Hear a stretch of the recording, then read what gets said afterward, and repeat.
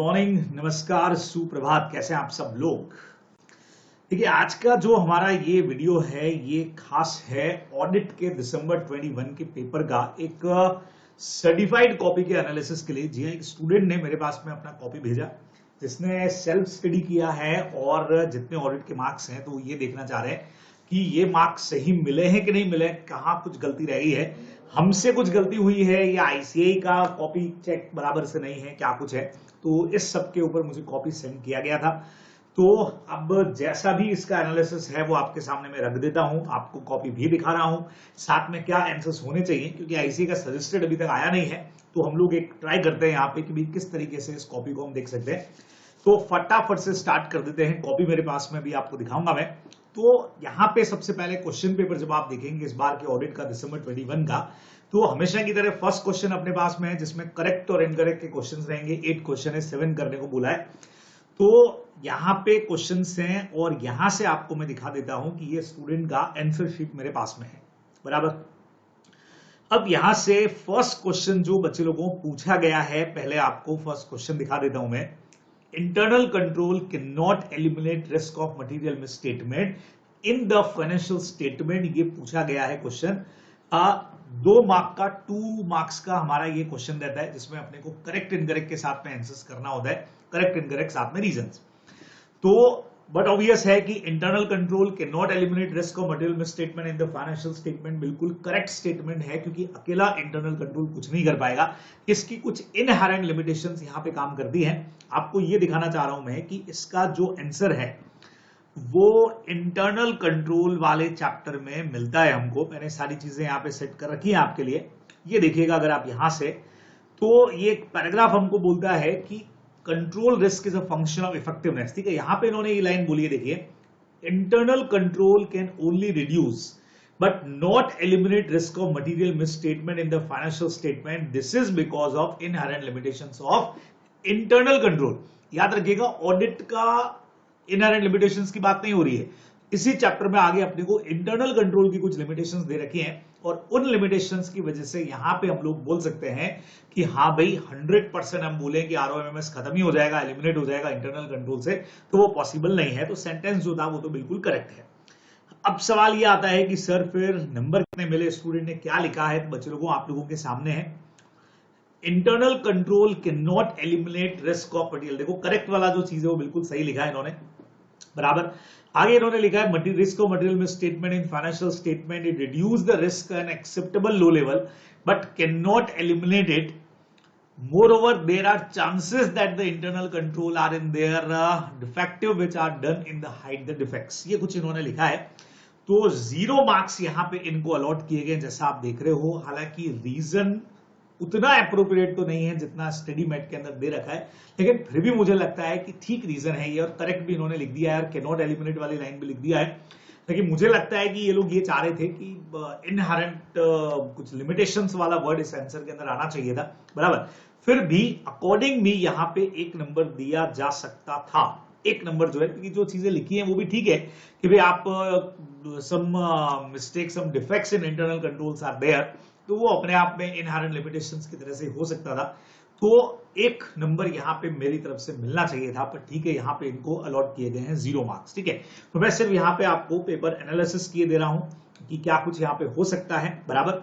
चलिए next question की तरफ बढ़ते हैं। 8 में से 7 क्वेश्चन करने होते हैं। सेकंड क्वेश्चन इन्होंने नहीं किया है, थर्ड वाला सी नंबर क्वेश्चन इन्होंने किया है। तो आपको दिखा देता हूं कि सी वाला हमारा क्वेश्चन था कौन सा और उसका आंसर क्या होना चाहिए था। तो सी नंबर पे यहां पे दे रखा है व्हेन प्रॉफिट, सी नंबर वाला देखते हैं। When inventory under the custody and control of a third party is material to the financial statement, the auditor can obtain sufficient appropriate audit evidences regarding the existence and condition of inventory by taking written representation from management। मतलब third parties के पास अगर stock पड़ा हुआ है तो फिर written representation यहाँ पे काम में लिया जा सकता है, बराबर से हम लोग मैनेजमेंट से ले लें और हमारा काम चला लें। अगर हमको अप्रोप्रिएट ऑडिट एविडेंसेस चाहिए, ये एब्सोल्युटली इनकरेक्ट है, क्योंकि इस मैटर के अंदर ये चीज काम नहीं आएगी। अब कई लोगों ने, हो सकता है इसका आंसर जो है वो स्टॉक वाले पॉइंट के ऊपर जाकर के लिखा हो या ऐसे 580 के हिसाब से लिखा रहेगा। तो मैं पहले आपको इसका आंसर दिखा देना चाहता हूं बच्चे लोगों कि इसका आंसर हमको कहां मिलने वाला है। चेक करते हैं अपन चैप्टर नंबर 3 में इसका आंसर जो है वो मिलने वाला है।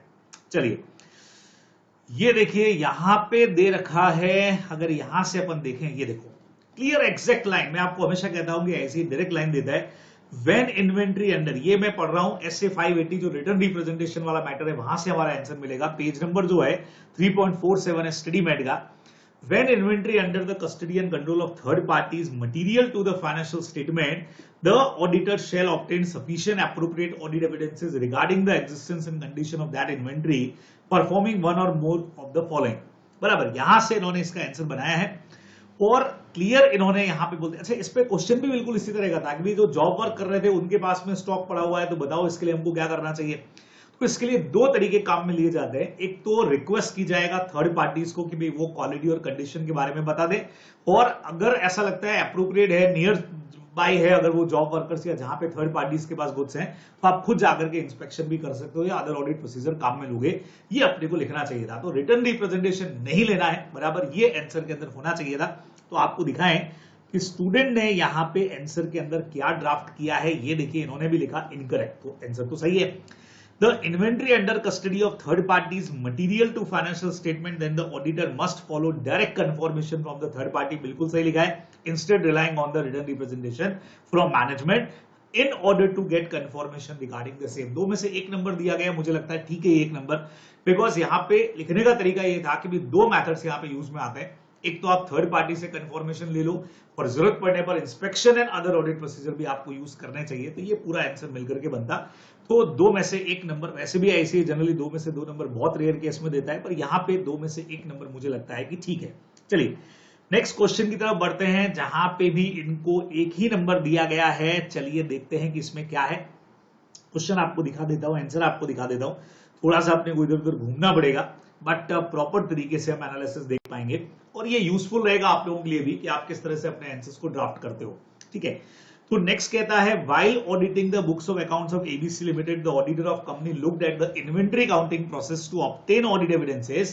In the present case, audit procedure used by auditor is known as inspection। जबकि अब लोग जानते हैं ये इंस्पेक्शन नहीं होना चाहिए, ये ऑब्जर्वेशन के अंदर जाएगा। डायरेक्ट क्वेश्चन है बच्चे लोगों, एकदम डायरेक्ट सा क्वेश्चन है, और ये ऑब्जर्वेशन वाले पॉइंट के अंदर जाएगा। इसका आंसर भी अपने पास में होना चाहिए, आपको मैं दिखा भी देना चाहता हूं। 3.18 पर इसका आंसर जो है वो अपने को मिलना चाहिए 3.18। ये देखिएगा यहां पे क्लियर बोला है कि जहां पे देखो ऑब्जर्वेशन वाला मैटर इन्होंने समझाया है, और the auditor observation of inventory counting, ये देखिए क्लियर बोल दिया। तो इन्वेंट्री काउंटिंग में हम इंस्पेक्शन नहीं करते क्योंकि ये डॉक्यूमेंट्स नहीं है, यहां पे काम में आता है ऑब्जर्वेशन। तो पूरा सेंटेंस लिख करके वहां पे बस ऑब्जर्वेशन वर्ड जो है वो लग जाना चाहिए था इंस्पेक्शन की जगह पे। ये इसके आंसर के अंदर मेनली जो है वो रहना चाहिए था, बराबर। तो देख लेते हैं कि आंसर में क्या लिखा है स्टूडेंट ने। ये देखिएगा इन्होंने भी इनकरेक्ट लिखा है, such audit procedure is known as the observation which means that looking at the process and process deriving the audit evidences. Inspection, अब इन्होंने इंस्पेक्शन भी समझा दिया कि भाई ये अलग चीज होती है, इसके अंदर कुछ अलग चीजों को करना होता है। अब यहां पे भी दो में से एक नंबर इनको दिए गए हैं, मुझे लगता है कि यहां पे दो में से दो दिए जा सकते हैं, मतलब एक नंबर वहां ऊपर वाले में मिलना चाहिए था, एक नंबर यहां और मिल सकता था, बराबर। एक नंबर और मिलने की गुंजाइश मुझे लगता है कि यहां पे होनी चाहिए थी, पर ऐसी बहुत रेयर केस के अंदर दो में से दो नंबर देता है, तो यहां पे इनको एक नंबर जो है वो दिया गया है। चलिए नेक्स्ट क्वेश्चन की तरफ आपको लेकर के चलता हूं। तो अगला क्वेश्चन हमारा जो है, मतलब इसी का जो अगला पार्ट है, करेक्ट इनकरेक्ट पे हम लोग बात कर रहे हैं बच्चे लोगों। तो यहां लिखा है, statistical sampling being more scientific and without personal bias will always be appropriate to use under all the circumstances। देखो स्टैटिस्टिकल सैंपलिंग चैप्टर नंबर 7 का क्वेश्चन है, ऑडिट सैंपलिंग, बट ऑब्वियस है कि ये ज्यादा साइंटिफिक होता है, ये सब कुछ ठीक है, ठीक है। ऑलवेज अप्रोप्रिएट होगा इन ऑल द सर्कमस्टांसेस, ये वाला मामला जो है वो थोड़ा सा गड़बड़ है। सारी सर्कमस्टांसेस के अंदर ये सही नहीं होता है, इसकी खुद की कुछ लिमिटेशंस है, और कई जगह पे ऑडिटर का जो पर्सनल जजमेंट होगा वो ज्यादा यूजफुल इसके अंदर रहेगा। इस तरह का आंसर इसमें होना चाहिए था, इनकरेक्ट जाएगा ये, और इसका आंसर जो है वो 7.6 के आसपास हमको थोड़ा मिल जाता है। मैंने यहाँ पे पेजेस आप लोगों के लिए निकाल करके रखे हैं, मैक्सिमम हम लोग देख सकते हैं यहां से। ये देखिएगा तो स्टैटिस्टिकल सैंपलिंग ठीक है, हालांकि इन्होंने लिखा है there is no personal bias of the auditor in case of statistical sampling, okay, but 100% ये देखो, इन लार्ज ऑर्गेनाइजेशन जहां पे ह्यूज ट्रांजेक्शंस होते हो वहां पे statistical sampling is always recommended, ठीक है, as it is unbiased and the sample selected are not prejudice. लेकिन ओवरऑल सबके लिए हर सिचुएशन में सही होगा ऐसा हम लोग नहीं बोल सकते हैं, बिकॉज मोर सिचुएशंस ऐसी है जहां पे इसकी जगह पे ऑडिटर का खुद का जो जजमेंट है वो ज्यादा काम में आएगा, तो ये आंसर में अपने को लिखना चाहिए था, ठीक है। तो आपको बता देना चाह रहा हूं कि क्या लिखा है स्टूडेंट ने, तो ये रहा भाई आंसर आपके सामने, इनकरेक्ट इन्होंने लिखा है statistical sampling can not be used in all the circumstances such as where there is very less population, अगर है जैसा अभी अपन ने बात किया, और इन केस जहां पे अमाउंट जो है वो is too big critical, then one can adopt full checking in case of arithmetical error the statistical sampling fails. अब आंसर ये जो है वो इनकरेक्ट वाला तो ठीक है, लेकिन यहां आकर के इतना प्रॉपर आंसर अपने को नहीं देखने को मिल रहा है, तो मुझे लगता है कि 2 में से 1 नंबर जो है वो यहां जस्टिफाई करते हैं कि जितना प्रॉपर आंसर या जो लैंग्वेज होना चाहिए, देखिए ऑडिट का अपना एक अलग सेट ऑफ लैंग्वेज है, जैसा आपको मैं हमेशा कहता हूं, वो एक प्रॉपर होना चाहिए था, तो यहां 2 में से 1 नंबर मुझे लगता है कि बिल्कुल प्रॉपर है। अगला क्वेश्चन बच्चे लोगों बहुत सिंपल है, 2 में से 2 नंबर मिले और इसमें तो किसी के नंबर कटने के चांसेस भी नहीं है, बराबर। सीधा सीधा क्वेश्चन आपको दिखा देता हूं मैं, बिकॉज कंपनी ऑडिट का क्वेश्चन होता है, सब लोगों को आता है। 139(5) के अंदर गवर्नमेंट कंपनीज के अंदर सब्सिक्वेंट ऑडिटर का जो अपॉइंटमेंट है वो 60 डेज के अंदर होने का बोला है। हम लोग जानते हैं और वो भी बोर्ड की तरफ से बोला है, गलत है ये, इनकरेक्ट है। 180 डेज के अंदर सीएजी अपॉइंट करेगा, बहुत सीधा सीधा सा हमारा प्रोविजन है, आप लोग सब जानते हैं अच्छी तरह से। तो यहाँ स्टूडेंट ने बिल्कुल सही लिखा है, एकदम सीएजी करेगा और 180 डेज में from the commencement of the year. 2 में से 2 नंबर यहाँ पे दिए गए हैं, तो कोई टेंशन वाली बात ही नहीं है, यहाँ तो बहुत आराम से हो गया। नेक्स्ट क्वेश्चन की तरफ चलते हैं बच्चों सीधा। Auditor has to disclose the impact, if any, of the pending litigation on the financial position of the auditee in his report। बहुत जबरदस्त पॉइंट है बच्चों। पेंडिंग लिटिगेशन आते ही कई लोगों का दिमाग जो है वो सीधा सा, और वो 501 वगैरह के अंदर स्टॉक और लिटिगेशन की बात कही गई है, सर उसके ऊपर ये क्वेश्चन बेस होना चाहिए। देखिएगा यहाँ पे क्लियर बोला है, ऑडिटर को पेंडिंग लिटिगेशंस को डिस्क्लोज करना होता है, इस पर हमारा क्वेश्चन पूछा गया बच्चे लोगों, और इसका आंसर मिलेगा सेक्शन नंबर 143 के अंदर, बराबर। आपको मैं आंसर ही दिखा देता हूं सीधा सीधा सा, हाँ, पेज नंबर 10.36 पे मैं आपको आंसर दिखाता हूं कि इसका बहुत प्रॉपर आंसर क्या बनना चाहिए था। देखिए कंपनी ऑडिट वाले चैप्टर में जब हम लोग जाएंगे, ये देखिए मेरे ख्याल से मैंने पेज नंबर सेट कर रखा है 10.36,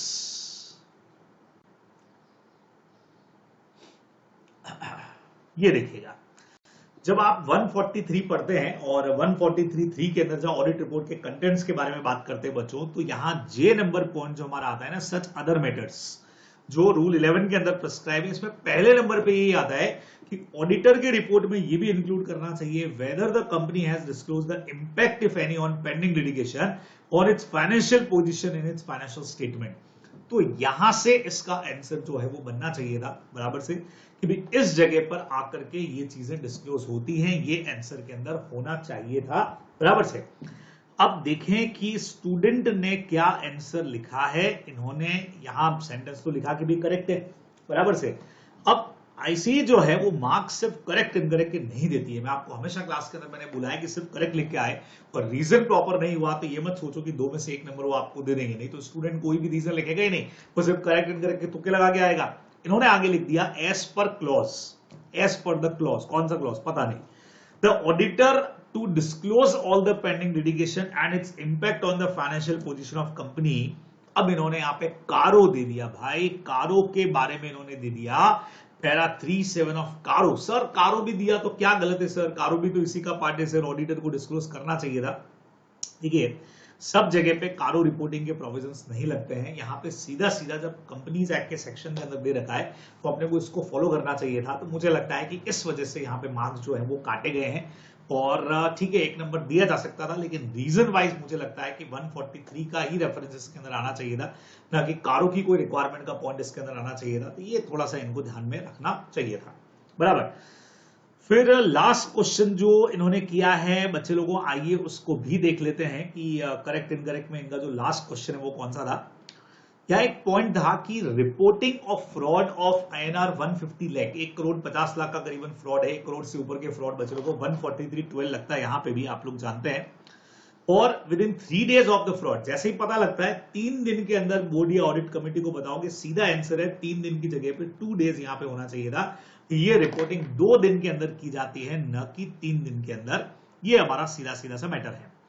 अब यहां पे as per provision in case of fraud of more than 1 crore it shall be reported firstly, वैसे सेंट्रल गवर्नमेंट को जाएगा, लेकिन पहले बोर्ड या यहां पे ऑडिट कमेटी को रिपोर्टिंग जाती है, और 2 days के अंदर ये इन्होंने बिल्कुल सही लिखा है, ठीक है।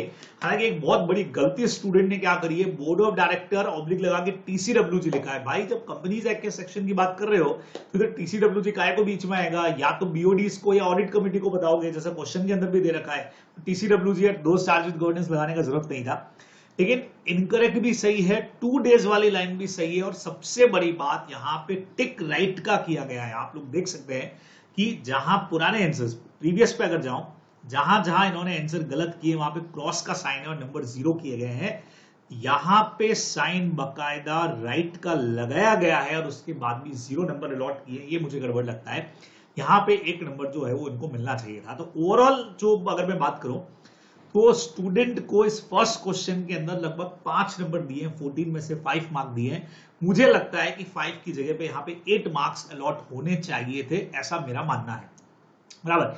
यहाँ पे भी 2 नहीं तो 1 नंबर, वैसे मेरे हिसाब से तो 2 में से 2 नंबर दिए जा सकते थे, ठीक है। TCWG वाला गलती है, लेकिन मेन क्वेश्चन 2 days के ऊपर था। चलो फिर भी हमने मान लिया कि सेक्शन का रेफरेंस नहीं दिया, कंपनीज है कहीं पे नहीं लिखा, तो उतना प्रॉपर डिस्क्लोजर नहीं है, तब भी 3 मार्क्स ओवरऑल इन क्वेश्चंस के अंदर इसको मिलने चाहिए थे। तो 5 की जगह पे यहाँ पे 8 मार्क्स अकॉर्डिंग मी यहाँ होने चाहिए थे क्वेश्चन नंबर फर्स्ट में, बराबर से, ठीक है। समझे आप लोग? चले आगे बढ़ जाएं, इस पॉइंट को आगे बढ़ाते हैं हम लोग, और आगे हमारा पॉइंट इस तरह से बढ़ता है। मैं सेकंड क्वेश्चन की तरफ आपको लेके चलता हूं। सेकंड मतलब इन्होंने जो अगला क्वेश्चन किया रहेगा उसकी तरफ लेके चलता हूं। ये स्टूडेंट ने किया है अगला क्वेश्चन नंबर 5, इन्होंने पहले ले लिया। एक क्वेश्चन का चॉइस मिलता है, फर्स्ट क्वेश्चन कंपलसरी था, वहां 3 नंबर का गैप मुझे लगता है। चलिए आपको नेक्स्ट क्वेश्चन की तरफ लेके चलता हूं। 5th क्वेश्चन है यहाँ पे, और 5th क्वेश्चन की अगर बात करें तो इसमें भी इनको जो मार्क्स दिए गए हैं 14 में से 5 मार्क्स जो है वो अलॉट हुए हैं। तो अपन चेक कर दे कि 5th क्वेश्चन क्या था और उसका आंसर क्या बनना चाहिए था, ये सारी चीजें चेक करते हैं। कुछ चीजें अप्रोप्रिएट तरीके से अपने को भी पता लगे, तो आप लोगों को लेके चलता हूं क्वेश्चन नंबर 5 पर। ये रहा क्वेश्चन नंबर 5। क्वेश्चन नंबर 5 का फर्स्ट पार्ट क्या कहता है, SN Associates are the statutory auditor of Real Limited, a company engaged in the business of manufacturing of garments. The auditor has completed audit and its process forming an opinion. Forming an opinion, यहां से कुछ पता लगता है कि भाई ये तो forming an opinion की बात हमारी हो रही है, ठीक है। On the financial statement for financial year 2021, CAK, the engagement partner, wants to conclude that whether the financial statement as a whole are free from material misstatement due to fraud and error, तो कौन से factors यहां पे use करके आप इस conclusion तक पहुंचेंगे, ये एग्जैक्टली क्वेश्चन आपसे पूछा गया है, ठीक है। तो ऑडिट रिपोर्ट का ये हमारा SS 700 का क्वेश्चन है, बच्चे लोगों को बहुत सीधा सा पता लग रहा है, फॉर्मिंग एन ओपिनियन वहीं पे आता है।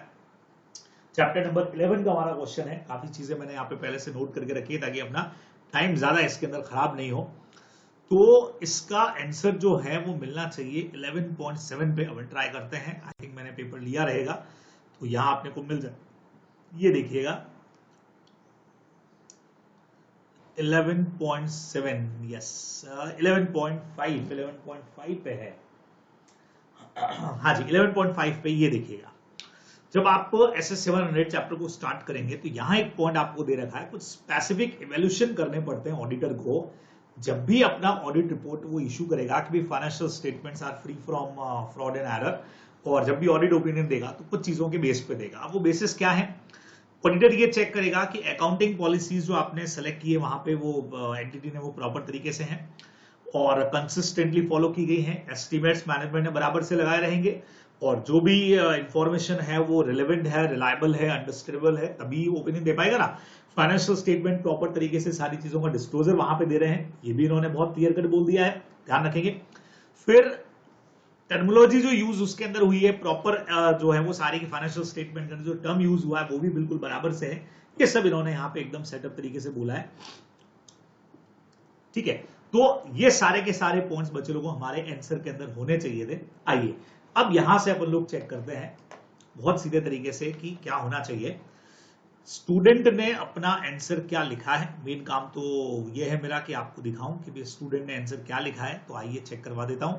ये देखिएगा, इन्होंने यहाँ पे SS 700 का रेफरेंस लगाया है, साथ में SS 200 का रेफरेंस भी लगा दिया है, और आंसर लिखा है unmodified opinion, means that the financial statement as a whole are free from material misstatement. थोड़ा सा अनमॉडिफाइड ओपिनियन का टाइप समझा दिया। फिर फैक्टर क्या क्या कंसीडर करने, auditor has obtain all the sufficient appropriate audit evidences, ठीक है। पॉलिसीज जो हैं वो जो भी है प्रिपरेशन का फाइनेंशियल स्टेटमेंट वो कंसिस्टेंटली फॉलो हुई है, आंसर मैच कर रहा है। डिस्क्लोजर बराबर से हुए, ये भी मैच कर रहा है। इंफॉर्मेशन जो लिया वो रिलेवेंट है, रिलायबल है, ये भी इनका आंसर हमारा काफी मैच करता है। फ्रॉड वहां पे नहीं है, ऑल द नेसेसरी पॉलिसीज जो हैं वो प्रॉपर तरीके से प्रिपेयर की हैं। तो लगभग जो आंसर पूरा तो नहीं मैच करता है, लेकिन काफी कुछ आंसर मैच करता है। और बच्चे लोगों को यहाँ पे इनको दिए गए हैं 4 में से 3 मार्क्स। ये बिल्कुल जस्टिफाई मार्क्स है, जिस तरीके से आंसर को लिखा गया है। तो वैसे 4 में से 3 नंबर देना यहाँ पे मुझे लगता है कि बिल्कुल एप्रोप्रिएट है, सफिशिएंट है, ऐसा देना चाहिए था। क्लियर, कोई टेंशन नहीं इस क्वेश्चन के अंदर। चलिए नेक्स्ट क्वेश्चन की तरफ आपको लेकर के चलता हूं बच्चे लोगों को। इसका सेकंड पार्ट जो स्टूडेंट ने किया वहां पे लेके चलता हूं। आइए second part directly companies act का पार्ट है। Mister G was appointed as the auditor of RJ limited at the remuneration of 35,000। 7 महीने बाद उन्होंने हेल्थ ग्राउंड्स के ऊपर रिजाइन कर दिया है।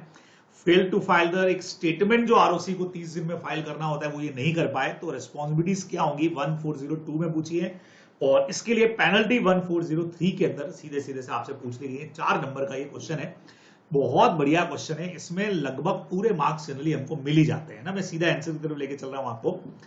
अब यहां स्टूडेंट को मिले हैं 4 में से 1 नंबर दिया गया है ना, मेरे ख्याल से 4 मार्क का क्वेश्चन था, और 5th का भी 2 नंबर दिए गए। चलिए 4 में से 2 नंबर जो है वो अलॉट हुए। सर 2 नंबर क्यों कटे? चलो आप सबको मैं कहना चाह रहा हूं, आप पेपर को अब आप देखें इतने से में इन्होंने आंसर को खत्म कर दिया। This is not a right way, है ना। मैं तो शायद 1 ही नंबर देता है इसके अंदर। आप वहां पे जो कॉपी आपकी चेक कर रहे हैं, या जो आईसी कॉपी चेक कर रहा है, या जो भी लोगों ने पेपर बनाया होगा, तो अब कई बार आपके आंसर्स ऐसे होते हैं जैसे आप एहसान कर रहे हो उनके ऊपर कि चलो ठीक है यार ले लो हमसे आंसर, और क्या है।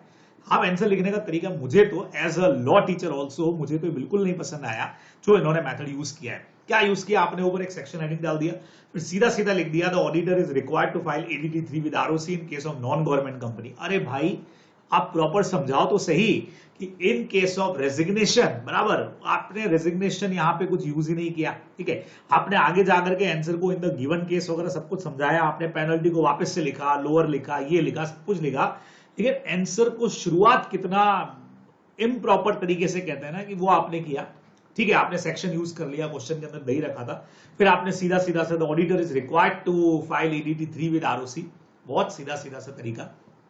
In case of resignation by auditor, ठीक है, he has to file ADD 3 with ROC in case of non government company, और अदरवाइज आपको CAG को देना चाहिए था 30 डेज के अंदर। चलो फिर लिख दिया आपने, फिर डायरेक्टली पेनल्टी आपने लिख दिया if auditor fails to do so. तो थोड़ा सा और प्रॉपर तरीके से आंसर हो सकता था, ठीक है।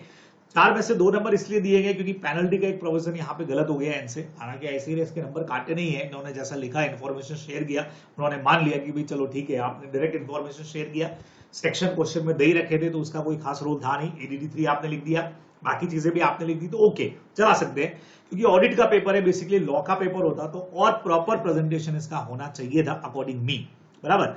यहाँ पे आपने समझा दिया इन केस ऑफ CAG अपॉइंटेड, और ये सब आपने समझा दिया, वापस से इतना 7 मंथ्स में कर दिया, तो 30 दिन में आपको देना चाहिए था। पेनल्टी का प्रोविजन चूंकि गलत है, और थोड़ा सा प्रेजेंटेशन मुझे लगता है उतना प्रॉपर नहीं था, इसीलिए यहाँ पे मार्क्स जो है वो कट किए गए हैं। तो 4 में से 2 नंबर दिए गए, तो मुझे लगता है कि ठीक है, ये नंबर इसमें ठीक जा रहे हैं, ठीक है। नेक्स्ट क्वेश्चन की तरफ चलते हैं बच्चे लोगों। 5th के C की तरफ आपको लेकर के चलता हूं मैं, जो इन्होंने किया है, जिसमें मार्क्स 0 अलॉट हुए हैं। इसका मतलब आंसर होंगे, ऐसा कुछ होना चाहिए, या सही होते हुए भी 0 मार्क्स मिले, चेक करना पड़ेगा। आइए 5th का C नंबर हम लोग चेक करते हैं।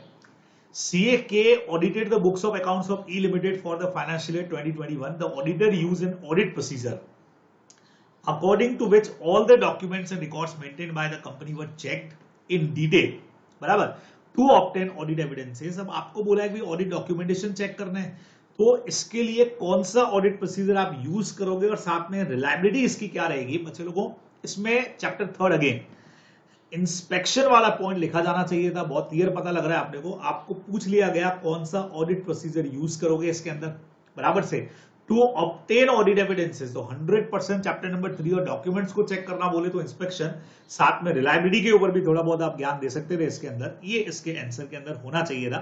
ठीक है, देखें कि क्या आंसर लिखा गया है। यहां पे आंसर एस पर ऐसे 500, ठीक है, आपने ऑडिट एविडेंसेस के बारे में दिया। In case of audit procedure in which all the documents and records were maintained are checked in detail order to obtain audit procedure, he is performing a substantial audit procedure and the test of detail और फिर reliability of test of detail के ऊपर पूरा point आ गया।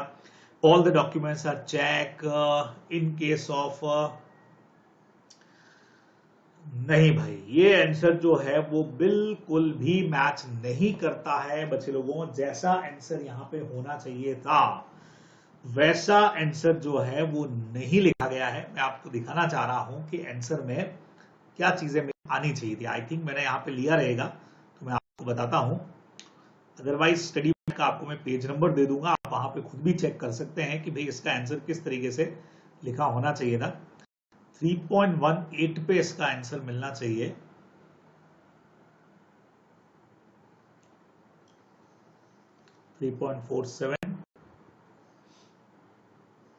ये देखिए, तो यहां पे इंस्पेक्शन वाला जो पूरा पॉइंट था बच्चे लोगों क्लियर है। डॉक्यूमेंट जब आप चेक कर रहे हो तो इंस्पेक्शन वाला जो पूरा पॉइंट आपको दे रखा है, ये पूरा मेथड इसके अंदर आना चाहिए था। प्लस साथ में आप रिलायबिलिटी वाला जो पॉइंट है उसको भी टच कर सकते हैं, क्योंकि रिलायबिलिटी भी पूछा है कि जहां पे अपन वो लिखते हैं कि written documents are more reliable in comparison of oral documents, या ओरल वर्ड्स जो भी रहेंगे, या third party confirmation is more reliable in comparison with internal source, ऐसा कुछ भी आप लिखें तो वो जो चीज है वो अपनी ज्यादा इसमें एकदम बढ़िया तरीके से लिखी जाती। तो ये आंसर में लिखा जाना चाहिए था, ना कि इतना सब कुछ जो वहां पे लिखा गया। तो इस वजह से मुझे लगता है कि जो 0 मार्क्स जो अलॉट किए गए हैं वो गलत नहीं है, वो सही है, क्योंकि मार्क्स जो है उसमें आपने जैसा आंसर होना चाहिए था वैसा आंसर यहाँ पे ड्राफ्ट नहीं किया है। ठीक है, नेक्स्ट क्वेश्चन की तरफ लेके जाऊं तो एस पर 143(3)J, अभी जो अपन ने बात किया द ऑडिटर रिपोर्ट, साथ में रूल 13, उसमें क्या क्या आइटम आने चाहिए। Discuss those matter on which views and comments the auditor required. बच्चे लोगों को 3 पॉइंट एज इट इज थे जो अपने को लिख देने चाहिए थे। अभी अभी आपको इसका आंसर मैंने दिखा भी दिया था, मैं वापस आपको दिखाता हूं इसका आंसर, देखिएगा आप लोग। सीधा सीधा सा जब हम लोग बात कर रहे थे अगेन कंपनी ऑडिट वाले चैप्टर पर, अगर मैं आपको लेकर के चलूं सीधा ही तो आपको समझ आएगा कि हाँ सर, कंपनी ऑडिट वाले चैप्टर से 143(J) में जो मैटर्स आएंगे वो एज इट इज आने चाहिए थे बच्चे लोगों को। ये देखिए क्लियर बोल दिया, ये 3 चीजें जो हमारी थी बराबर से, जहां पे फर्स्ट हमारा लिटिगेशन वाला पॉइंट हाई था, उसके बाद में अकाउंटिंग स्टैंडर्ड वाला जो फोर्सेबल लॉसेस वाला पॉइंट, ये जो भी आपको दे रखा है, whether delay in transferring amount in investor education protection fund, ये कुछ फिक्स आइटम यहाँ पे दे रखे हैं, ये आपको एज इट इज अपने आंसर में लिखने चाहिए थे। ठीक है, तो ठीक है, कुछ एडिशनल मैटर कारों में आते हैं, इन्होंने बोला है कि भी कुछ और चीजें भी आती है, लेकिन 143(J) पूछा है डायरेक्टली, तो अपने को ये पॉइंट्स मेनली यहाँ पे लिख देने चाहिए थे आंसर के अंदर। देखें हमारे स्टूडेंट ने क्या आंसर लिखा है, ये रहा क्वेश्चन 5 का डी। स्टार्टिंग इन्होंने कुछ लिखा है यहाँ पे 5 का डी, यही था ना, आई थिंक इन्होंने फिक्स एसेट का कुछ लिख करके यहाँ पे कट किया है, जिसको क्रॉस दिया है, आई थिंक ऐसा कुछ इन्होंने किया है। 5 का डी नंबर, यही क्वेश्चन था। देखिए आगे कुछ इन्होंने लिखा है क्या, ये देखिए इन्होंने आगे कारों की कुछ रिक्वायरमेंट, स्टैट्यूटरी ड्यूज और ये सब इन्होंने समझा दिया। और यहाँ इन्होंने लिखा जरूर है, एक लाइन जरूर लिखी थी कि 143(3)J के हिसाब से deals with pending litigation disclose, पर उसके नंबर नहीं दिए गए इनको, क्योंकि प्रॉपर नहीं है प्रेजेंटेशन, स्टार्टिंग से ही रॉन्ग आ गया। और ये सिर्फ एक ही चीज पे बात करेंगे, खाली लिटिगेशन के बारे में बात करता है, एनी लिटिगेशन अंडर कॉन्फ्लिक्ट, और कारों की रिक्वायरमेंट इन्होंने बीच में डाल दी, तो जो रिक्वायर्ड थी नहीं। 143(3)J के अंदर जो चीजें पूछी थी उसमें ये सब का रोल ही नहीं था, इसलिए 0 मार्क्स अलॉट किए गए हैं। तो मुझे लगता है कि ये 0 मार्क्स ठीक ही अलॉट किए गए हैं इनको बराबर। तो ये पूरा जो क्वेश्चन है वो जस्टिफाई करता है मार्क्स को, जितना मिलना चाहिए था उतना मार्क्स जो है वो आईसीए ने इनको दिया है, तो उसमें कोई दिक्कत वाली बात इसमें मुझे नहीं लगती कि कुछ गड़बड़ है। ठीक है, चलिए नेक्स्ट क्वेश्चन की तरफ चलते हैं बच्चे लोगों। थर्ड क्वेश्चन इन्होंने यहाँ पे किया है, आइए थर्ड क्वेश्चन आपको दिखा दूं पहले तो कि क्वेश्चन है क्या भाई। थर्ड नंबर चलिए फटाफट से क्वेश्चन नंबर 3 को भी चेक कर लेते हैं। इन्होंने 5th क्वेश्चन किया था और 5th के बाद 3rd क्वेश्चन किया है। कहां गया भाई क्वेश्चन नंबर, ये रहा 2nd और ये रहा 3rd क्वेश्चन। अच्छा 3rd में भी इन्होंने पहले कौन सा किया है, आई थिंक मुझे कुछ लगा था कि 3rd में भी इन्होंने अच्छा ए नंबर ही पहले किया। चलिए तो 3rd क्वेश्चन है बच्चों। फर्स्ट क्वेश्चन पूछा है mister CA is reappointed as auditor of B limited, he wants to reconfirm certain matter and has asked the management to give written representation for the same. So under what circumstances can an auditor ask the management to reconfirm acknowledgement and understanding of responsibilities in written representation? अब वैसे reappointment के अंदर इस तरह की चीजें ऐसे 210 से इसका आंसर कई लोग बनाने की कोशिश करते थे कि सर रिकरिंग ऑडिट का मैटर है और किन रिकरिंग ऑडिट्स के अंदर नया लेटर देना होता है। एक्चुअल में वो लेटर देने वाली बात थी और यहाँ पे रिकन्फर्मेशन और एक्नॉलेजमेंट वाली बात है और रिटर्न रिप्रेजेंटेशन ऐसे 580 का क्वेश्चन है, तो वहां से इसका आंसर जो है वो बनना चाहिए था। मैं आपको पहले इसका आंसर दिखा देता हूं बच्चे लोगों। 3.42 पे इसका आंसर जो है वो मेरे पास में है। स्टडी मैट से सारे आंसर अपन ने लिए, क्योंकि जहां से भी आपने पढ़ा हो आपको पता रहे कि हाँ भाई स्टडी मैट में इसका आंसर जो है वो यहां पे दे के रखा है। ये देखिएगा, ये रहा। तो यहां पे पूरा का पूरा ये मैटर अपने को दे रखा है। इस पे इन्होंने यहां बोला है बच्चों, एग्जैक्ट लाइंस यूज किए इन्होंने। ये देखिए इन्होंने एग्जैक्ट लाइन यूज किया जो मैं आपको बताता हूं। ये देखिए, the written representation draw on the agreed acknowledgement and understanding the management of its responsibility by requesting confirmation. The auditor may also ask management to reconfirm, है ना। अब ये reconfirmation कई बार बच्चे लोगों को डिमांड करता है, तो यहां से इसका आंसर आगे तक का बनेगा। ठीक है, मैंने ये लाइन आपके लिए यहां पे लिख दी है कि क्लियर बोला है कि ये आंसर यहां से बनना चाहिए था और वो सिचुएशंस यहां पे आपको दे रखी है कि जहां पे रिकन्फर्मेशन की हमको प्रैक्टिकली जरूरत पड़ती है, समझ रहे हैं। तो ये आंसर जो है वो यहां से बन के आना चाहिए था। पेज नंबर आपको मैं बता देता हूं, 3.42 3.43 के ऊपर इसका आंसर जो है वो अपने को मिल जाएगा। ठीक है, तो वहां आपको कुछ सिचुएशन दे रखी है बराबर से। जब आप 3.43 देखेंगे तो वहां पे कुछ सिचुएशंस है, मैं आपको और सिचुएशन डिटेल के अंदर बता देता हूं बराबर से। क्लियर वहां पे 3 सिचुएशंस बच्चों दे रखी है, 4 सिचुएशन। सबसे पहला, those who signed the terms of audit engagement on behalf of entity no longer have relevant responsibilities, बराबर।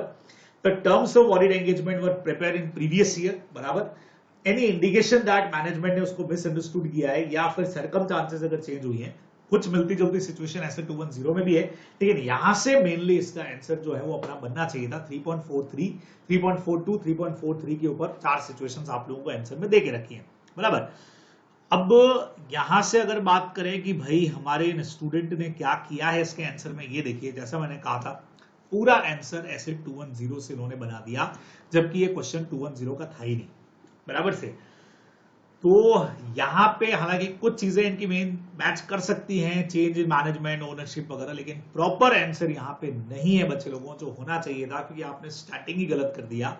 210 से मैच करता दिखता जरूर है, लेकिन क्वेश्चन 210 का है ही नहीं। क्वेश्चन में क्लियर बोला है मैनेजमेंट से रिप्रेजेंटेशन लेना, वहां पे था रिकरिंग के लिए लेटर इश्यू करना है कि नहीं करना है, तो वो हमारे लिए था कि हमको लेटर इश्यू करना है कि नहीं करना है। यहाँ पे मैनेजमेंट से एक्नॉलेजमेंट लेना है कि नहीं लेना है, सिचुएशन ही बिल्कुल अलग हो गई। इस वजह से आई थिंक इनको क्वेश्चन नंबर 3 की बात करूं तो फर्स्ट के अंदर 0 मार्क अलॉट हुए हैं, तो जस्टिफाई है, 0 मार्क्स बिल्कुल ठीक है बराबर। अकॉर्डिंग भी ये नंबर ठीक दिए गए इनको, उसमें कोई दिक्कत नहीं है। चलिए, तो बहुत सारी चीजें इन्होंने लिखी थी बट नहीं मैच कर रही है चीजों से। अगेन क्वेश्चन नंबर नेक्स्ट की तरफ बढ़े बच्चों। पीपी से रिलेटेड कुछ क्वेश्चन पूछे गए थे, चैप्टर नंबर 9 से रिलेटेड कुछ पॉइंट्स थे। क्वेश्चन आपको पहले दिखा देना चाहता हूं। क्वेश्चन हमारे पास में ये रहा, डायरेक्ट क्वेश्चन है, CAR is auditor of QRS while performing testing of addition during the year. He wanted to verify that all PP, अलग से 9 चैप्टर के अंदर आपको दे रखा हुआ है बराबर। और पीपी के बारे में पेज नंबर 9.44 जो स्टडी मैट दिसंबर 21 के लिए एप्लीकेबल थे, वहां से बता रहा हूं, पेज नंबर 9.44 पे दे रखा है। उसमें भी बहुत सारी डिटेल में से भी जो ओनरशिप वाला पॉइंट है उसके ऊपर ये पूरा क्वेश्चन है। CAR देखना चाह रहे हैं इन चीजों को। All PP are in the name of entity is auditing, तो एंटिटी के नेम पे है कि नहीं है। सेकेंड, ऑल एडिशंस जो भी लैंड के अंदर हुए हैं वो बिल्कुल कॉन्क्रीट एविडेंस देते हैं कि नहीं देते हैं। The auditor wants to know whether the entity के पास लीगल ओनरशिप जो है वो है कि नहीं, और कहीं सिक्योरिटी या बोरिंग्स पे तो नहीं है बराबर। तो ये सब चीजें इसके अंदर इन्होंने पूछी है। तो बच्चे लोगों वहां कई सारे पॉइंट्स आपको दे के रखे हैं, ठीक है। अब स्टूडेंट ने क्या पॉइंट्स लिखे हैं पहले वो अपन चेक कर लेते हैं कि क्या क्या इन्होंने लिखा है। देखिए, मार्क्स अलॉट इनको किए गए, 1 नंबर इनको दिया गया है। 4 में से तीसरा क्वेश्चन है ना, 1 नंबर दिया, सर इतने कम मार्क्स दिए। देखते हैं, इन्होंने लिख दिया that the entity is the real owner of the asset at the balance sheet date, to check the fix asset register for any addition, to ensure physical verification of the assets within the entity, to check the title deed. ये एक point जो title deed वाला है इनका बिल्कुल सही point गया है। परचेज एग्रीमेंट वाला पॉइंट भी ठीक है। In case of PPs kept on security addition to require to check title deed, फिर इन्होंने कारों की रिक्वायरमेंट लिख दी। यहां पे हर चीज के अंदर कारों को क्यों डालना है आपको, बराबर। ऑडिटर अपनी रिपोर्टिंग के ऊपर क्वेश्चन थोड़ी है जो आप ओनरशिप के लिए कारों के अंदर जा रहे हैं कि भाई हम कारों के अंदर जाकर के उस चीज को देखेंगे, वाई कारों, बराबर। यहां आपसे ये नहीं पूछा है कि हमको रिपोर्टिंग कैसे करनी है, हम आपसे पूछ रहे हैं पीपी चेक कैसे करेंगे। तो परचेज रजिस्टर नाम की चीज होती है वो देखना चाहिए था। सिक्योरिटी के लिए आपको चार्ज रजिस्टर चीज होती है वो देखना चाहिए था, बराबर। तो चार्ज रजिस्टर का पॉइंट कहीं पे नहीं आया, कहीं पर भी परचेज रजिस्टर आपने किया होगा वो कहीं नहीं आया। टाइटल डीड आ गया, परचेज एग्रीमेंट जरूर यहां आ गया, वो चीज हमको समझ में आती है। तो वहां जब आप देखेंगे तो एडिशंस वगैरह के लिए बहुत सारी चीजें वहां पे दे रखी है, ठीक है। अलग अलग डेट्स क्या रही, एग्रीमेंट्स क्या रहे, तो वो सब चीजें आनी चाहिए थी। अब इन्होंने कारो लिख करके यहाँ पे लिख दिया, कारो की रिक्वायरमेंट लिख दी, फिर आगे लिख दिया लोन एग्रीमेंट देखना चाहिए था। Such security do not carries a right on repayment of get back of asset, तो चार्ज पे है कि नहीं है, उसकी कंडीशंस के, वो सारे मैटर आने चाहिए थे। तो जो आंसर स्टडी मैट में है, जो इससे रेटेड पॉइंट ओनरशिप का दे रखा है, वो आंसर जो है वो यहां पे यूज नहीं हुआ है, बराबर। आपको अगर मैं बताऊं 9.44 पे अगर जाया जाए तो इसका आंसर बच्चे लोगों वैलिड लीगल ओनरशिप के अंदर इन्होंने क्लियर बोला है ऑडिटर को पीपी के लिए तो परचेज इनवॉइस देखने चाहिए थे। परचेज इनवॉइस वाला वर्ड जो है वो यहां पे कहीं नहीं आया। एडिशंस अगर कुछ भी हुआ है तो उसके लिए जो सेल डीड होती है वो अपने को चेक करना चाहिए था कि लीगल ओनरशिप है कि नहीं है। ओरिजिनल डीड जो है वो है कि नहीं है, सबकी कहीं फोटो स्टेट तो नहीं है, जो पॉइंट्स आने चाहिए थे। हम लोग क्या करते हैं कि इसमें वही पुराने टाइम की तरह से वाउचिंग के जनरल पॉइंट्स लिख देते हैं, फिर अपने को नंबर मिलते नहीं है। अगर बोरोइंग्स है, टाइटल डीड अवेलेबल नहीं है, तो आप मैनेजमेंट से रिक्वेस्ट करोगे कि वो रिटर्न रिप्रेजेंटेशन हमको इसके लिए प्रोवाइड करें, वो वाला पॉइंट इसके अंदर नहीं है, बराबर। उसके अलावा रजिस्टर ऑफ चार्ज अपने को देखना चाहिए था, अगर चार्ज के ऊपर है वो पॉइंट भी इसके अंदर नहीं है। तो यहां बहुत ऐसी बहुत प्रॉपर आंसर मांगता है, मतलब जो इधर उधर से आपने कुछ भी अपने हिसाब से पॉइंट सिंपलाइज कर लिए या ऐसे लिख दिया कि यार ये 4 चीजें होती है एसेट के अंदर, तो फिजिकली वेरीफाई कर लो, टाइटल डीड देख लो, ओनरशिप चेक कर लो, बस हो गया काम, उसमें नंबर नहीं मिल रहे हैं। तो यहां पे भी नंबर एक आध नंबर और मिल सकता था, उससे ज्यादा तो नहीं देते नंबर, वो हरगिज नहीं देते आपको। ये भी थोड़ा सा अपने को ध्यान में रखना चाहिए, बराबर। नेक्स्ट बच्चे लोगों, थर्ड का जो सी नंबर क्वेश्चन है भाई, ये तो बिल्कुल ही मामला गड़बड़ हो गया है। कैसे गड़बड़ हुआ आपको बताता हूं मैं, ये देखिएगा। इन्होंने पूछा भाई प्रॉफिट एंड लॉस के अंदर कुछ आइटम आते हैं जैसे rent, power, fuel, repair, insurance, travelling वगैरह एसेंशियल है। तो इसमें व्हाट आर द एट्रीब्यूट्स पूछा है जब ऑडिटर जनरली प्रेफर करता है। आपसे ये नहीं पूछा है कि आप रेंट, पावर, फ्यूल और रिपेयर या मेंटेनेंस के बारे में लिखें इसके लिए। और इसका आंसर कहां मिलता है मैं आपको बता देता हूं बच्चे लोगों, मैं क्लियर आपको इसका आंसर दिखाता हूं पहले, तो आपको खुद समझ आएगा कि लिखना क्या चाहिए था और यहां लिखा क्या गया है, ठीक है। चलिए आपको मैं आंसर दिखा देता हूं फटाफट से।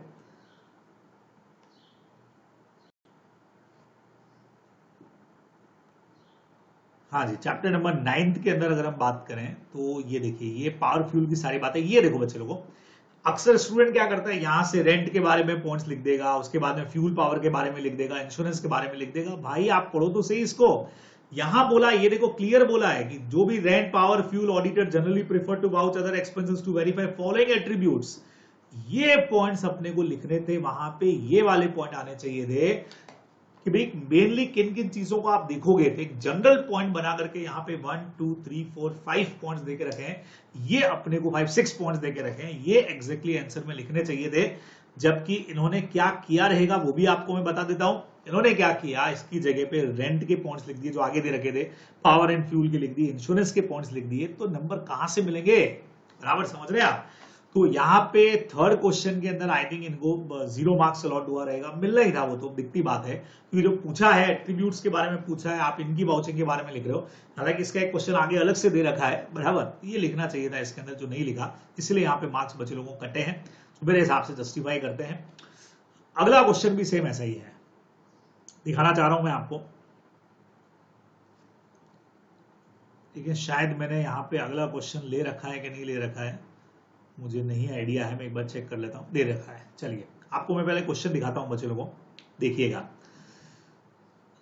क्वेश्चन जो है, how cash in hand cash and cash equivalent disclose in the financial statement is required under schedule 3 of companies act. Schedule 3 में कैश और कैश इक्विवेलेंट को कैसे डिस्क्लोज करना होता है, उसके ऊपर डायरेक्ट 3 नंबर का क्वेश्चन है। और यहां से अगर अपन देखें तो आईसीए ने उसका डायरेक्ट आंसर भी बच्चे लोगों को दे रखा है। ये देखिए, आपको मैं आंसर दिखा देता हूं। कैश एंड कैश इक्विवेलेंट, ये देखो डायरेक्ट दे रखा है, एकदम सीधा आंसर है। डायरेक्ट बोला है कि ऐसे ऐसे आपको डिस्क्लोज करना चाहिए। कैश को आप balance with bank, cheque draft में कितना है, कैश इन हैंड में कितना है और अदर में करोगे। फिर बैलेंसेस के साथ अनपेमेंट डिविडेंड कितना पड़ा है, बैलेंस, ये वाला पॉइंट अपने को, मार्जिन मनी सिक्योरिटी के अगेंस्ट में कितना है, रिपार्टीशन रेस्ट्रिक्शन वाला पॉइंट और bank deposit more than 12 months वाले। ये 5 पॉइंट इसके अंदर अपने को आंसर में लिखने चाहिए होते हैं, तो अपने को मार्क्स मिलते हैं। ठीक है, यहां इन्होंने क्या लिखा रहेगा, स्टूडेंट ने क्या लिखा है, ये अपन चेक करें। आइए देखिए, आपके सामने आंसर है। यहां तक ठीक था। Cash in hand, cash at bank के अंदर ये देखिए बीआरएस का पॉइंट आ गया, ये आ गया। करंट इन्वेस्टमेंट इन्होंने लिख दिए, करंट मैच्योरिटी इन्होंने लिख दिया, मार्केटेबल सिक्योरिटीज के बारे में लिख दिया। ये सबसे मार्क्स कैसे मिलेंगे, बराबर जैसा वहां दे रखा है वैसा अपने को आंसर फॉलो करना पड़ेगा ना। जिस तरीके से वहां सिचुएशन थी, आंसर आपको मैंने बता दिया, आपके सामने था, उसकी जगह पे ये आंसर जहां लिखे गए हैं, तो वहां पे मार्क्स कैसे मिलेंगे, बराबर से। कैश एंड कैश इक्विवेलेंट्स के ऊपर डिस्क्लोजर का तरीका हमसे पूछा गया था, और ये देखिए क्लियर तरीका यहां पे इन्होंने इस तरीके से दिया है कि इस तरीके से सारी चीजें जो है वो डिस्क्लोज होती हैं, और ऐसे जब डिस्क्लोज नहीं थी तो मार्क्स इनको नहीं दिए गए। बहुत क्लियर कट पॉइंट था, इसीलिए यहाँ पे इनको 0 मार्क्स जो हैं वो बिल्कुल अलॉट किए गए हैं। तो जैसा आप लोग देख सकते हो कि भी 0 नंबर अगर दिए हैं तो क्यों दिए हैं, आप देख सकते हैं। ठीक है, चलिए, तो ये भी मुझे लगता है कि ठीक है, मार्क्स सही दिए गए हैं। नेक्स्ट क्वेश्चन के ऊपर आते हैं बच्चे लोगों। सेकंड क्वेश्चन इन्होंने किया है, आई थिंक आखिरी क्वेश्चन है ये, बिल्कुल लास्ट क्वेश्चन जो इन्होंने किया, सारे क्वेश्चंस हो गए हैं। फटाफट से ये भी देख लेते हैं। तो फर्स्ट क्वेश्चन इन्होंने ये किया है, सेकंड का कौन सा किया है, अभी सेकंड का डी इन्होंने पहले किया है। 3 में से 1 नंबर यहां पे इनको दिए गए हैं। तो भाई ऐसा क्या क्वेश्चन था और इतने कम मार्क्स क्यों हैं, आइए जरा चेक कर ही लिया जाए। क्वेश्चन पेपर पे चलते हैं फटाफट से। हाँ जी, क्वेश्चन नंबर 2 इन्होंने किया है, ऊपर आ जाते हैं। सेकंड का भी डी पार्ट इन्होंने किया है। When a business operate in a more automated environment, we are likely to see several business function and activity happening within system. List down the business function and activity happen with the system. बच्चे लोगों, chapter number 6 का question है, और ये direct point आप लोगों को chapter number 6 के अंदर मिलता है, एकदम डायरेक्ट पॉइंट है। मैं आपको दिखा देता हूं। चलिए, आंसर्स मैंने सारे यहां पे संभाल करके रख दिए हैं, तो मैं आपको डायरेक्ट इसका आंसर दिखाता हूं। ये देखिए आंसर, डायरेक्ट वही lines. When a business operate in more automated environment, likely that we will see several business function activity happening with the system. Consider the following aspect. As these lines आपको दे रखी हैं, और उसमें ये सारे points हमारे answer में आने चाहिए थे। कंप्यूटेशन कैलकुलेशन ऑटोमेटिकली होगा, अकाउंटिंग एंट्रीज ऑटोमेटिकली पोस्ट होंगी, business policies and procedure, internal control, अब एकदम डायरेक्ट आंसर है, कोई इसमें दिक्कत ही नहीं है। तो अब आपको स्टूडेंट के आंसर की तरफ लेके चलूंगा। ये रहा सेकंड के डी का, और जिसमें इनको 3 में से 1 नंबर फिर भी दिया। अब आप देखें, कहीं पर भी इनका आंसर जो है ऑटोमेटेड बिजनेस एनवायरनमेंट में जो होना चाहिए था उससे तो मैच कर ही नहीं रहा है। ठीक है, एक आध पॉइंट कहीं पे मैच कर गया है, जिस वजह से इनको 1 नंबर दिया गया है। अदरवाइज आंसर मैंने आपको दिखा दिया, और यहां से आप आंसर को देख सकते हैं, तो आपको पता लग जाएगा कि कहीं पर भी वो आंसर जो प्रॉपर है वो यहाँ पे नहीं है। ठीक है, तो 1 मार्क इंस्टीट्यूट ने फिर भी दिया, एक आध कोई पॉइंट मैच कर गया लगता है तो मार्क्स दिए हैं, अदरवाइज नहीं मिलने थे, बराबर। चलिए, सेकंड का बी इन्होंने फिर किया है। सेकंड के बी में इनको 4 में से 1 नंबर जो है वो अलॉट हुआ है। तो पहले तो उसके लिए क्वेश्चन पेपर देखना पड़ेगा भाई कि है क्या। CA required to accept appointment as an auditor of luxury. ऐसे 210 के अंदर बच्चों हमारे प्री कंडीशंस का पॉइंट आता है, सबको ही आता है, बहुत इजी पोर्शन पड़ता है हमारा ये। प्री कंडीशंस का हमारा एक पार्ट आता है जो चैप्टर नंबर 1 के अंदर ही हमारा है, बहुत आसान, एकदम इजी वाला, शुरुआत से आप लोग पढ़ के जाते हैं, ये पढ़ा। ठीक है, तो प्री कंडीशंस के अंदर ये चीजें आपको लिखनी पड़ती हैं कि फाइनेंशियल रिपोर्टिंग जो है वो एक्सेप्टेबल है कि नहीं है, मतलब प्री कंडीशन हम चेक करते हैं। फिर हम मैनेजमेंट का कुछ रिस्पॉन्सिबिलिटी चेक करते हैं कि प्रिपरेशन वो करेंगे, फाइनेंशियल स्टेटमेंट का इंटरनल कंट्रोल वो संभालेंगे, और हमको सारी इंफॉर्मेशन का एक्सेस देंगे, एडिशनल इंफॉर्मेशन तक हमको देंगे, और अनरिस्ट्रिक्टेड एक्सेस देंगे लोगों तक पहुंचने का। ताकि इंक्वायरी हम लोग करके इंफॉर्मेशन कलेक्ट कर सकें। इससे रिलेटेड हमारा पॉइंट था। यहां से अगर अपन इनका आंसर चेक करें बच्चे लोगों, तो क्या आंसर हमको मिलेगा? अच्छा, सेकंड का बी, एक मिनट, बी क्यों? सेकंड का ए अपन ने चेक कर लिया क्या इनका? अच्छा, बी इन्होंने पहले कर लिया था ना। ओके ओके ओके, नेक्स्ट पे जाना था मुझे। बी तो हमने चेक कर लिया इनका, या बी वाला चेक नहीं किया मैंने? एक minute,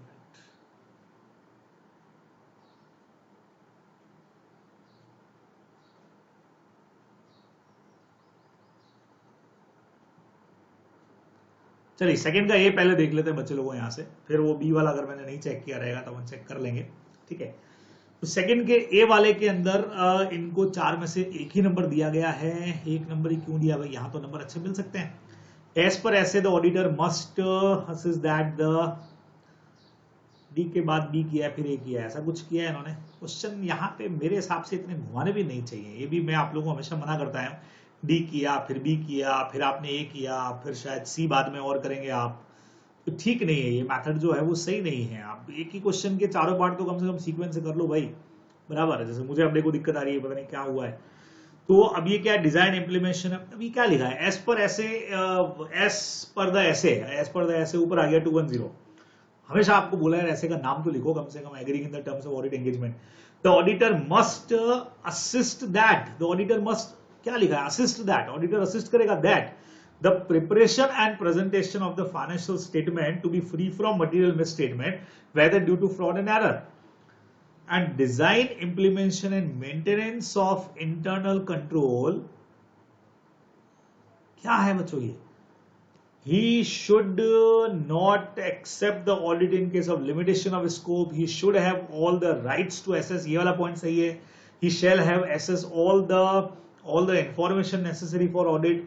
He shall have all the rights to have an unrestricted access of any person within the entity seeking the information, ये भी सही है। तो ये चीजें तो सही आई, उसका नंबर इनको मिल गया, एक आध नंबर मिल गया है इनको, बराबर, क्योंकि यहां से ये पॉइंट सही गया, हालांकि 2 पॉइंट इनके सही चले गए हैं। पर अब ओवरऑल आंसर जो है उसमें तो कुछ मजा आया ही नहीं है ना। स्टार्टिंग में आंसर इन्होंने प्रॉपर लिखा, मैनेजमेंट का क्या रिस्पॉन्सिबिलिटी बनता है, इंटरनल कंट्रोल सिस्टम का, एफआरएफ के हिसाब से चीजें हैं कि नहीं है, असिस्ट करना है, कहाँ असिस्ट करना है, क्यों करना है, 210 का नाम इन्होंने नहीं दिया है, तो उसके हिसाब से मार्क्स नहीं मिलना मुझे तो ठीक लग रहा है यहाँ पे, बराबर, एक आध नंबर ठीक है। और सी क्वेश्चन इन्होंने चलो किए ही नहीं है, जब सी क्वेश्चन किए ही नहीं है तो बात ही खत्म होगी बच्चे लोगों यहाँ पे, बराबर से। सी क्वेश्चन इन्होंने किए ही नहीं है तो उसके तो कॉपी ही खाली गई है। अच्छा, फोर्थ क्वेश्चन, अभी एक और क्वेश्चन इनका रहेगा। चलिए, एक क्वेश्चन मेरे ख्याल से इसमें मैंने यहां पे छोड़ दिया था इनका, वो भी चेक कर लेते हैं। क्वेश्चन नंबर सेकंड का ही बी, सेकंड का बी था क्या भाई? सेकंड का बी वाला ये क्वेश्चन था जहां पे, ओके, ओपन माइंडेड का क्वेश्चन है।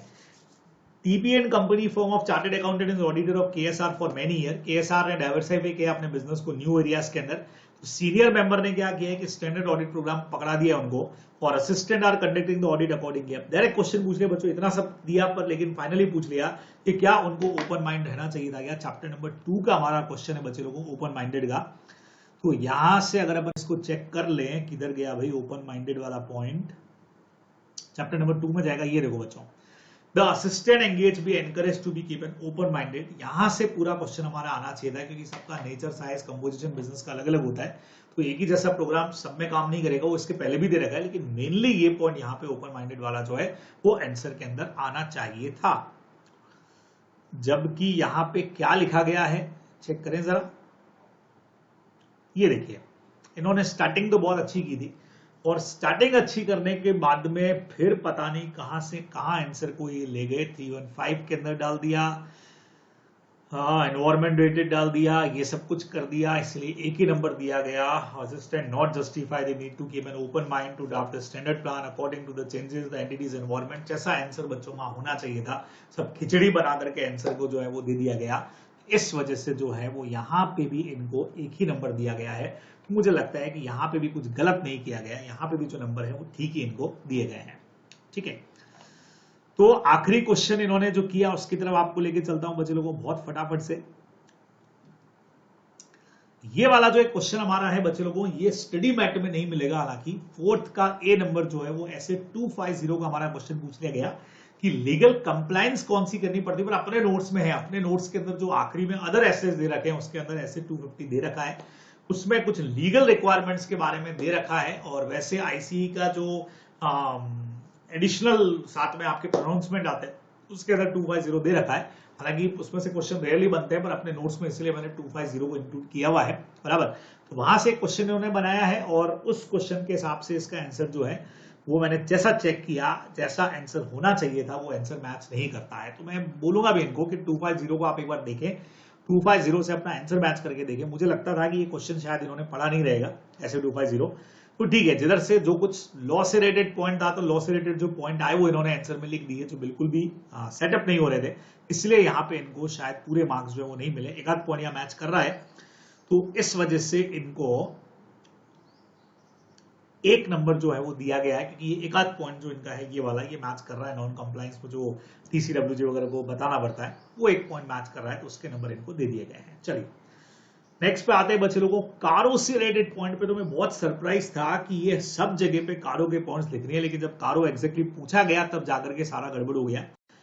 बता देना चाहता हूं आपको बच्चे लोगों में कि कारों से रिलेटेड पॉइंट क्या था। क्वेश्चन नंबर 4 ये पड़ा हमारा, 2 पॉइंट डायरेक्ट पूछे थे, जैसा आपको हमेशा कहते हैं कि कारों का क्वेश्चन बनता है। और कारों के क्वेश्चन में एक तो पब्लिक इश्यू से रिलेटेड पूछा गया था और एक प्राइवेट प्लेसमेंट का पॉइंट इनको पूछा गया था, क्योंकि कारो 2016 का क्वेश्चन है। तो पहला वाला हमारा 3(9) के अंदर आ जाएगा, दूसरा वाला हमारा 14 नंबर जो क्लॉज है उसके अंदर आएगा। 3 का 9 और 14 के अंदर दे रखा है पब्लिक इशू और प्राइवेट प्लेसमेंट के बारे में जो जो अपने को लिखना चाहिए, ठीक है। अब यहां इन्होंने क्या किया, सबसे बड़ी गलती क्या हुई है वो आपको बताता हूं मैं।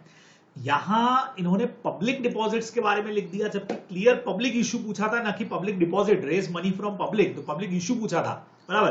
कि पब्लिक इशू कैसे होगा, क्या होगा, आईपीओ एफपीओ के बारे में लिखना था, तो ये तो 0 नंबर मिले ही, यहाँ पे पूरा का पूरा गलत कर दिया। सेकेंड नंबर प्राइवेट प्लेसमेंट वाला लिखा इन्होंने जरूर है, मेरे ख्याल से फोर्थ के बी में शायद एक आध नंबर मिला भी होगा, वो इसी का मिला है। लेकिन जितना ठीक है, उसमें एक चीज इन्होंने लिख दिया कि सेक्शन 42 का कंप्लायंस जिसके अंदर अपने को करना चाहिए था, बराबर। प्रेफरेंशियल वाले के बारे में नहीं लिखा, और जो और आंसर प्रॉपर तरीके से होना चाहिए था वो उतना आंसर इन्होंने नहीं लिखा है, ठीक है। तो ये खुद भी अगर चेक करेंगी कि इस पॉइंट के अंदर क्या आना चाहिए तो इनको पता लग जाएगा। क्लियर सेक्शन में सब जगह पे लिखा हुआ है कारों के अंदर कि इफ नॉट तो व्हाट आर द कॉन्सिक्वेंसेज, वो आपको लिखने पड़ते हैं, जो इन्होंने कहीं पर भी नहीं लिखे हैं। इस वजह से जो है वो एक ही नंबर दिया गया, एक तो पूरे गलत हो गया। मतलब 4 नंबर का क्वेश्चन था, तो मैं मानता हूं दोनों 2-2 मार्क्स के हो गए। आई थिंक 4 मार्क का क्वेश्चन था ना, तो 2 और 2 नंबर के थे, ये 2 में से तो 0 हो गए, क्योंकि आपने पब्लिक इशू लिखा ही नहीं और इसमें भी मैटर आपने कंप्लीट नहीं लिखा, तो 2 में से 1 नंबर आपको दे दिया गया, तो वो भी बिल्कुल सही दिया गया है, कहीं कोई गड़बड़ नहीं है।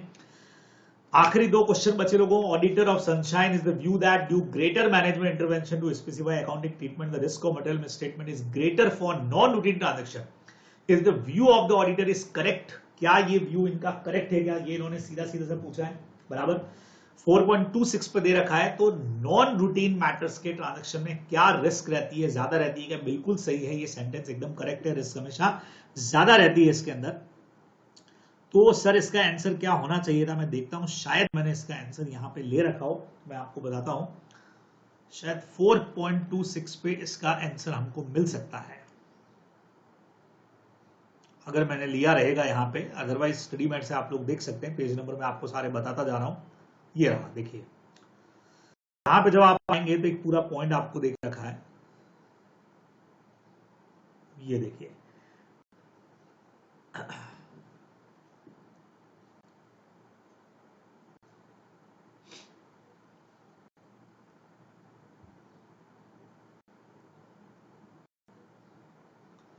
Risk of material misstatement greater for significant of non routine transactions. ये देखिए पूरा का पूरा पॉइंट आपको यहां से बच्चे लोगों एकदम जबरदस्त तरीके से देखने को मिल जाता है, ठीक है। ये रहा पूरा का पूरा, तो सीधा सीधा से पॉइंट हो गया, greater management intervention, specify accounting treatment, greater manual, complex calculations, ये सारे पॉइंट होने चाहिए थे।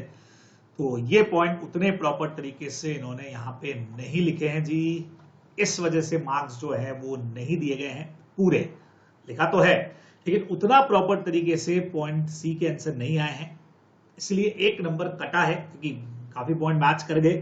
लेकिन जितना प्रॉपर कॉम्प्लेक्स सिचुएशन वगैरह आ गया, और वैसे मैं ये मानता हूं कि अगर 3 में से 2 नंबर मिल रहे हैं, 4 में से 3 नंबर मिल रहे हैं तो ठीक मार्क्स हैं। कई बार थ्योरी पेपर के अंदर पूरे में से पूरे नंबर नहीं मिलते, तो 3 में से 2 नंबर अगर इनको दिए गए हैं तो ठीक मार्क्स हैं। आई थिंक इतना कोई बड़ी टेंशन वाली बात इसके अंदर नहीं है।